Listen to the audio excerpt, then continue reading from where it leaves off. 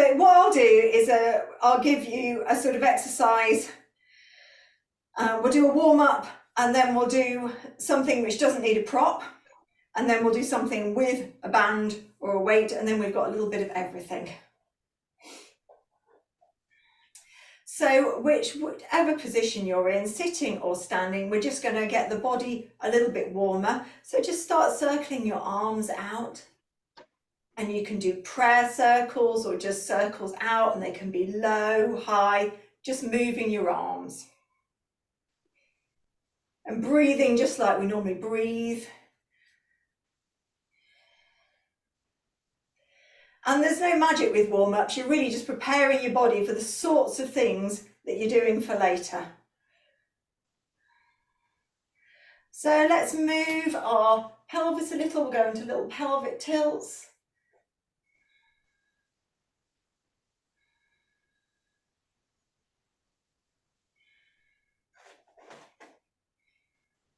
And as I mentioned them before, let's do a little hip hinge.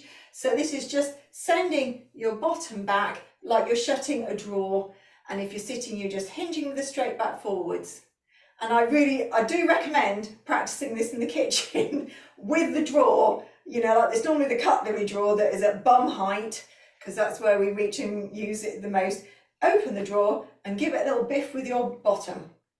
Because if we're going to do things like squats or we're going to do that deadlift, you need to have a good hip hinge.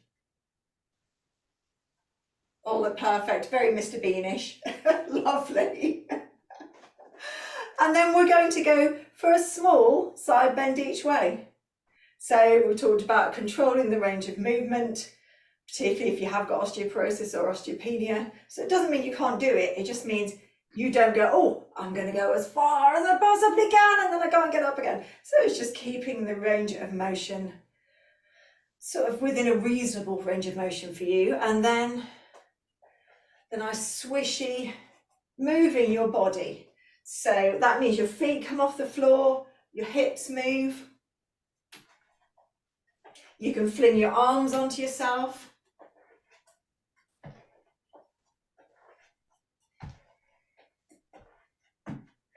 And then I'd like you to pull your elbows back, just look up slightly. So we're just extending our spine. We talked about the bias towards back extension, just a little bit of back extension there. So you feel your back becomes a little straighter, your chest becomes a little more open, and that's just very gentle back extension.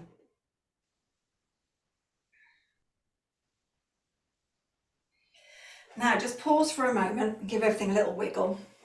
One thing I haven't talked about, but something that's really relevant, is impacts, little mini impacts that you can do. And I have put these in class before.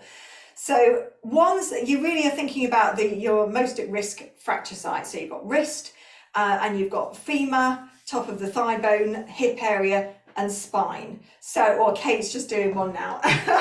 So heel drops. Now, if you've had spinal fractures before, you go very gentle. You just go into gentle heel drops. If you haven't, you can take it a bit harder, but if you're not used to them and you need a bit of balance support as well, you can still use your balance support. Now, the kitchen is again favourite place for this because the worktop is there and you've often got a really nice hard floor. So I'm in my squishy mat sort of scenario. That's not great for heel drops because there's nothing hard. So you can imagine if you're doing heel drops, it's the end of your leg bones is getting the benefit. So building in these little impacts, and we can have a break. So let's have a little wiggle and a break. Would you have to do it in bare feet or can you do it in shoes? Shoes are fine. There's a bit more impact in bare feet.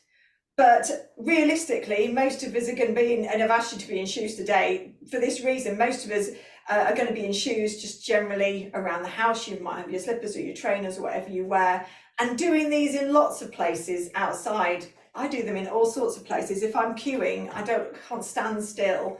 So I need to sort of, do a lot of this sort of thing. And I tend to, particularly in the post office, I just stand there rather, heel dropping away, just because, why not? It's there, there's nothing else to do, and it keeps my body moving and stops things aching. Now, these impacts, the Royal Osteoporosis Society recommends building up to 50 impacts a day, most days. So pretty much every day. You don't have to be sort of completely stuck with that. If you're having a bad day and you're not going anywhere, that's just that day. Don't worry about it. Go on to the next day. But working ourselves up to that, I wouldn't say start doing that now if you've not done that before. Think about 30 maybe. So heel drops would be one, but there's also things you can do with your hands. So a little low palm clap. Now that might not be suitable for everybody. If you've had wrist fractures before, go really gentle, work into it, see how it feels. The other thing you can do for your hand is like 1 potato, 2 potato. I tend to do them in doubles. Because it's just putting that little bit of impact through the end of the arm joints. It's a fracture site risk. It's it's an elevated chance of risk. So it's a good one to do, but it's not, you don't want to do 100 in a day. That goes into repetitive action. You can see this stuff is nuanced. It's difficult to find all the balances. So we have to sort of even things out.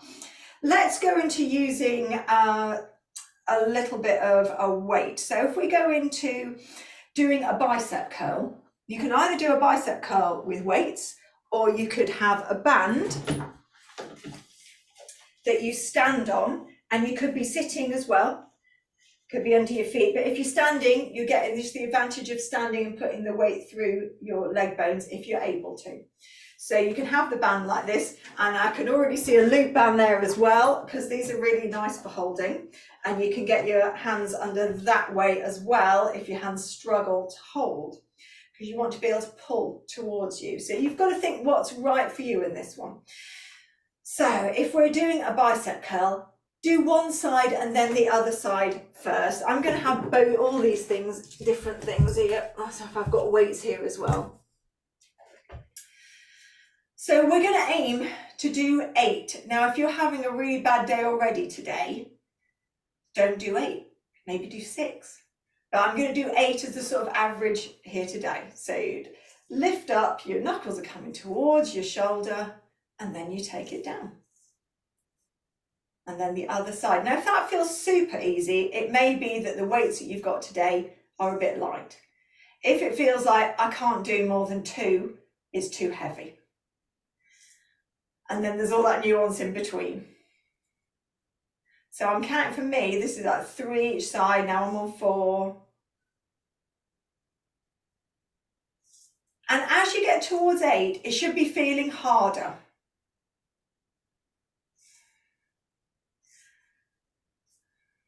So as I get towards, now I'm on about 7, and you need to get to the point you think, actually, I don't want so many more of these now. I'm getting to the point where it's sort of getting to, I need a rest. And this is the point, I've done 8, so I'm going to put them down somewhere safe where you don't trip up. And just have a moment.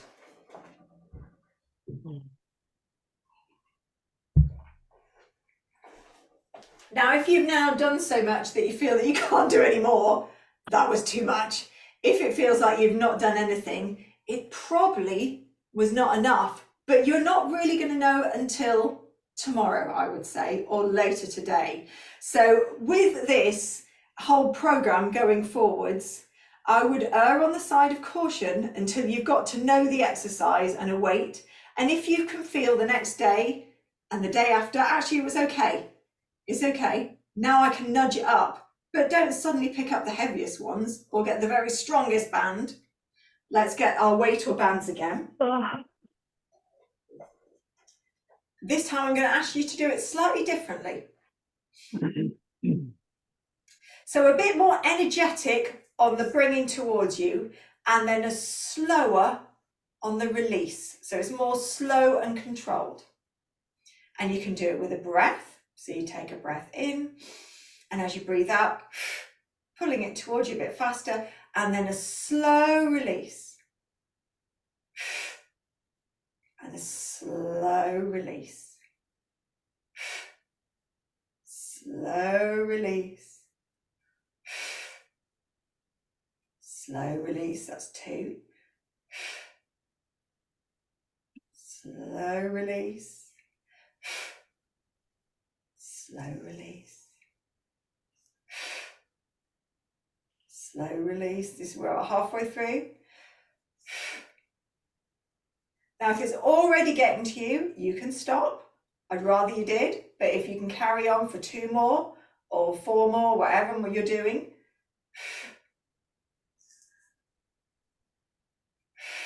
This is number 6, I think we're on.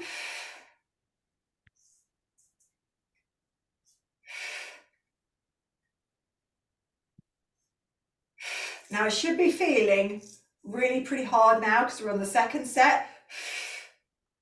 And we're doing that slow release, which is a little tougher to do. And now I've done 8 each side. I've done them twice. I'm going to put them down. And that's it for that exercise. As we go over time, you could add to the number of repetitions you do. So it might be over time, you add 1 or 2 more. When I say over time, I don't mean next week. It's going to really vary. So if you've got chronic fatigue or fibromyalgia or both, it might be that you're going to look at this as a very, very gradual program that over, you might be looking at a change over a month to 6 weeks before you add in any change at all. It might be that actually you've been doing quite a lot of weights already and you're ready to move up to a different weight more quickly. So there's no rush. It's just knowing that there will be change in this in the future. Shall we do 1 more just to sort of bring us near the end, and then we'll do a little shake out and wriggle out at the end. So other forms of impact, and this time I'm thinking for your legs. So you can do these sitting, but you get more benefit from standing. I know that there's with all these things, there are sort of compromises and different things to weigh up as to whether you can sit or stand on a day. So we're looking at putting a bit of impact through the foot. I'm going to give you different options. So the heel drops might not have been good for you because if you can't rise up onto the balls of your feet very easily, it's not a good exercise. So it may be stamps.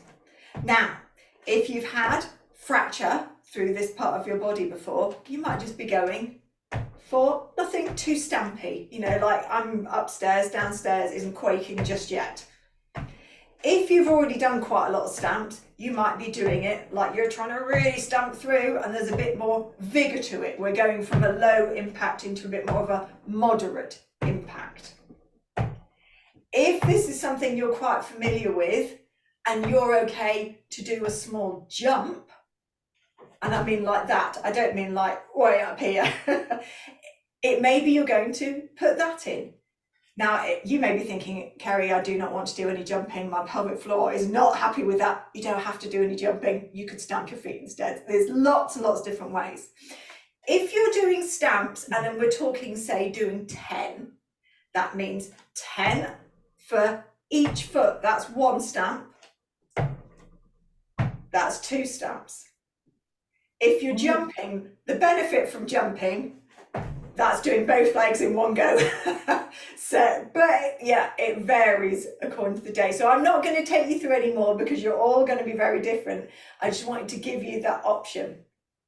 That's probably where I would start everybody, in either like a sort of heavy march sort of stamp or a harder or jumps. And 10, that's great today. Sorry, nothing urgent. I'm just saying, okay. There's always going to be a mix. And it's, I will say for the repetitions we're going to start with, I'm going to do 8. I don't expect everybody to do 8. No, what I meant was, sorry, I was trying to word it in a way that would be quick. So the first exercise you did 8, and I was like, yeah, okay, I can try and do that. But then afterwards you were like, right, now let's do another arm exercise. I was like, I probably wouldn't have done 8 the first time if I'd known there was another arm exercise, because then I would do 4 and 4 or whatever. That's sort of what I meant. That Yeah, so well, some of them are more army than others. So something like bicep curls is going to be an arm exercise. There might be something where you're pulling a band, but it's not an arm exercise. So something like doing that, what we're doing, is your arms are there, but it's not about your arms, it's about straightening up and using your back. So like Liz was saying, would you do a circuit and would it be all legs or all arms? Generally, I steer away from that in my Pilates. So we might do 2 things with our weights and arms, but I wouldn't normally go beyond one following another. And if we are, it's using different parts of your arms. Yeah, I guess it's just when I don't have much energy, I just need to know what's coming up so I can decide how many I do. Yeah, okay. Thank you. I think it's something I'll build into the next one. So I can, yeah. I think does that make sense, Kate? Thank you, yeah. Let's take it to a little bit of a warm down then. So think of what we've done already. We've used our shoulders, a little bit of whole body, something for the legs. So let's give our shoulders a roll. And as you're doing this, use your breath, slow it down because you are warming down. So you want your breathing to get a little slower, your body to get a little calmer.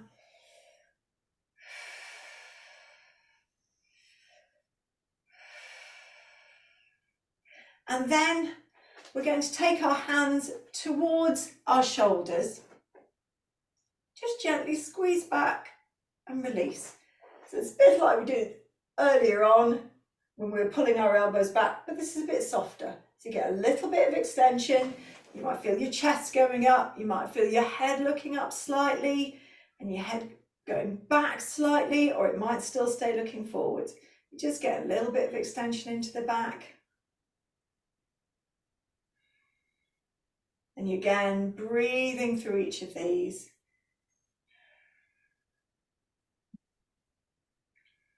And then let your arms go down, let them just have a swing. And then back to that gentle waist rotation, but it's slow and swishy.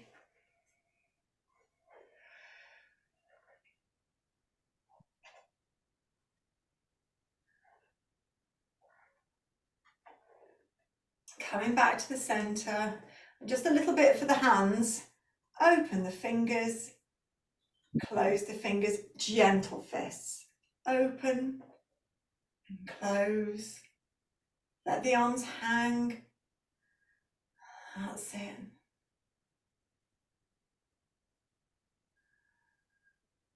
Last one. Give your arms a little stroke downwards. You are done. Is there anything else anybody wants to ask?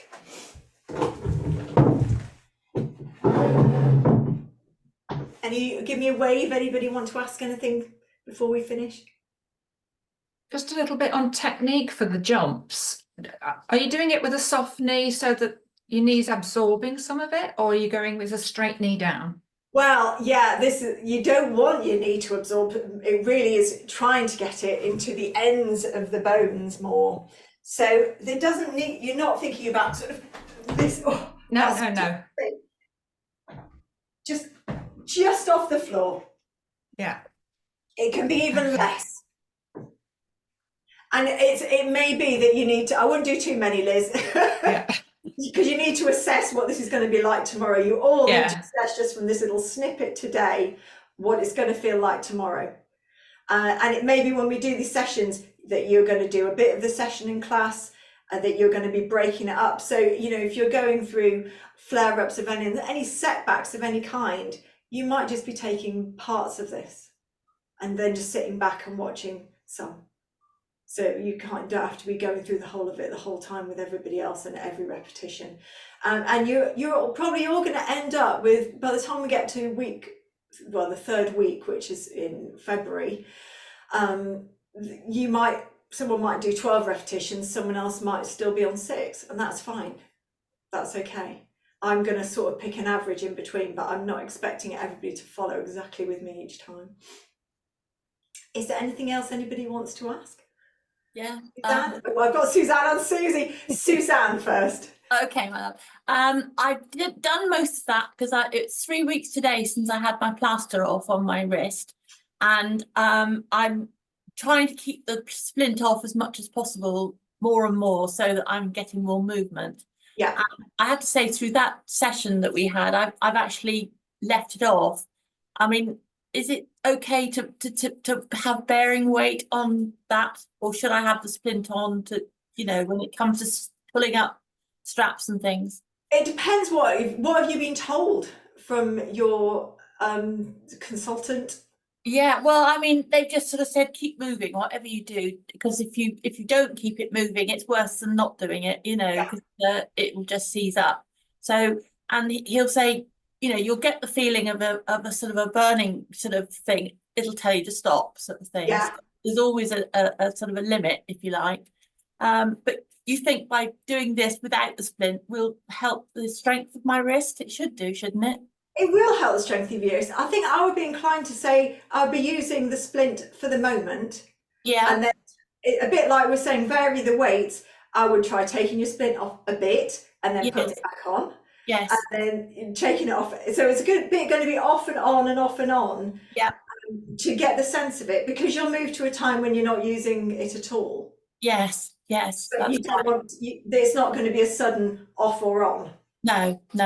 That makes a lot of sense, because that's really what I'm doing through the day anyway. Yeah, exactly. Session without it, and then a session with it, you know. So I mean, that's a good point. And sort of, this is not that different to stuff we do in the day. You know, if you go to shopping and you're buying stuff and you're having to carry it somewhere, or even if you meet somebody and they give you something, so they give you a book, now you've got to carry it home. And you're carrying it away, and your arms are, you know. So these activities, I don't even think of it as exercise, but really it's going to be more part of your normal life. So think how your normal life works. This is for all of you. But what you said, Suzanne, just fits in so well. You know, just as in your normal day, off and on. You know, if my mum gives me a stuff when I'm out for a walk with her, and I then carry it home, fine. But would I spend all day walking around with a weight? No, it's not that sort of thing. Yeah. So applying that same logic to, okay, I'm going to use a heavier weight for this one, but would I do that for everyone? No, I might just do it for this one, or I might do it twice for 2 exercises. Susie, do you want to ask your question? Thank you. Thank you. It was just, are we supposed to do the exercises then as homework for the next kind of 2 weeks? Well, and see if we can build. So I didn't get to give you as many exercises as I had planned, but it's always the way, isn't it? So just that little set we've done today, some bicep curls, and I'll send you an email about the impacts, and I would try and start building those in. And if in doubt, look on the Royal Osteoporosis Society, because it is one of the best websites I've used, run by a charity, for advice. It really is excellent. And all the stuff today, you know, I've had my training and stuff like that, but what they recommend is just fantastic. It's really, really, really helpful. But I will send you all an email, just sort of saying, I suggest you do this in the next couple of weeks. Tomorrow, just see how you feel, just from what we've done today. You know, because it's all going to be about